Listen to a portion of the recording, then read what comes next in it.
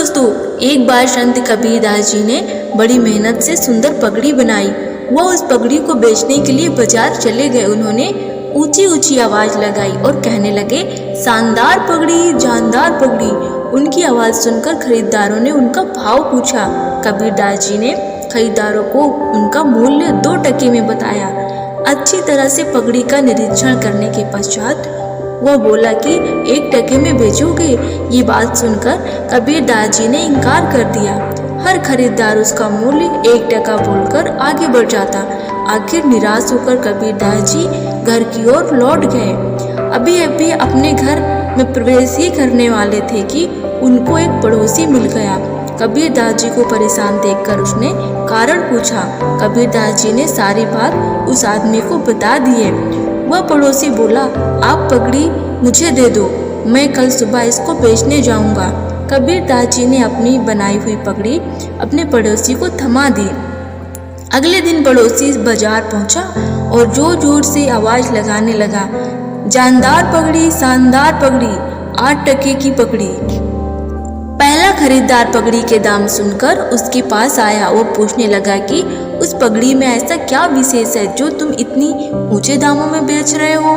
कबीरदास जी के पड़ोसी कहने लगा कि आप स्वयं देख लो, यह पगड़ी कितनी शानदार है और जानदार है। ऐसी पगड़ी आपको दूसरी नहीं मिलेगी। जब आप इस पगड़ी को पहनोगे तो बहुत खास लगोगे। वह व्यक्ति बोला कि ठीक ठीक मूल्य लगाओ। पड़ोसी बोला, ठीक है, 6 टके में ले लो। खरीदार बोला, भाई 5 टके में यह पगड़ी मुझे दे दो। पड़ोसी मान गया और 5 टके लाकर उसने कबीरदास जी को दे दिया और सारी बात बता दी। तब कबीरदास जी ने कहा, सत्य गया पाताल में, झूठ रहा जग जाए। सत्य गया पाताल में, झूठ रहा जग जाए। 2 टके की पगड़ी 5 टके में जाए।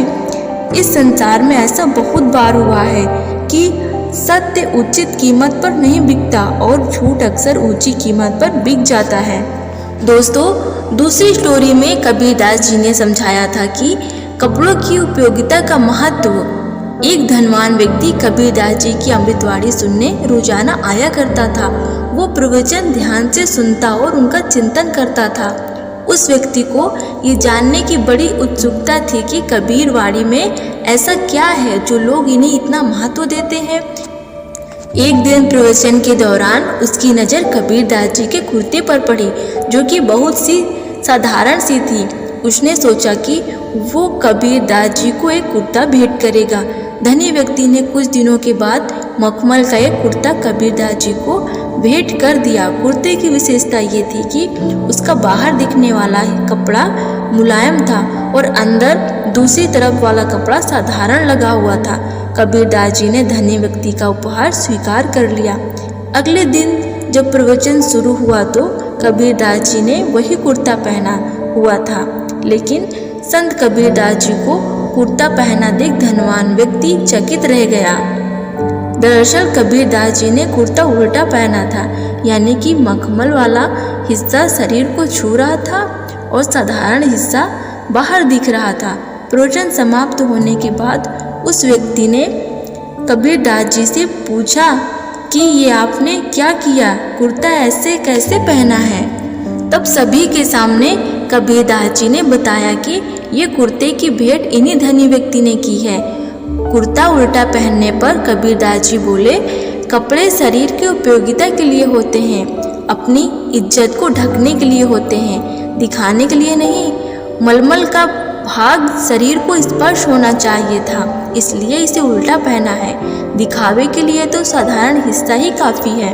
धनी व्यक्ति को और अन्य लोगों को ये बात समझ में आ गई कि कबीरदास जी जो बोलते हैं उसे अपने जीवन में उतारते भी हैं। फिर दूसरे दिन कबीरदास जी हरि का ध्यान करते हुए जा रहे थे। उनके आगे कुछ महिलाएं आपस में बात करती हुई जा रही थी। उनमें से एक लड़की का नया नया रिश्ता तय हुआ था, इसलिए उसके ससुराल में शगुन के तौर पर एक नथनी आई थी। वह लड़की अपनी सखियों को बहुत इतराकर बता रही थी कि उन्होंने नथनी खास तौर पर मेरे लिए भेजी है। वह नथनी ऐसी है, वैसी है। वह केवल बढ़ चढ़कर नथनी का ही वर्णन करती जा रही थी। पीछे से आ रहे कबीरदास जी के कानों में उसकी सभी बातें पढ़ रही थी। कबीरदास जी ने उन महिलाओं से आगे निकले तो उन्होंने कहा कि नथनी दीनी यार ने तो चिंतन बारंबार, नाक दीनी करतार ने तो उनको दिया विसार।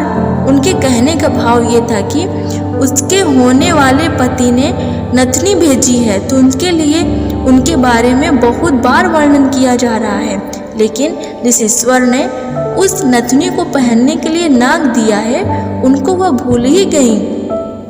हमारे साथ भी अक्सर ऐसा ही होता है कि संसारिक सुखों में हम इतने मग्न हो जाते हैं कि ईश्वर ने हमें जो दिया है उसके लिए हम उसका आभार करना ही भूल जाते हैं। नमस्कार दोस्तों।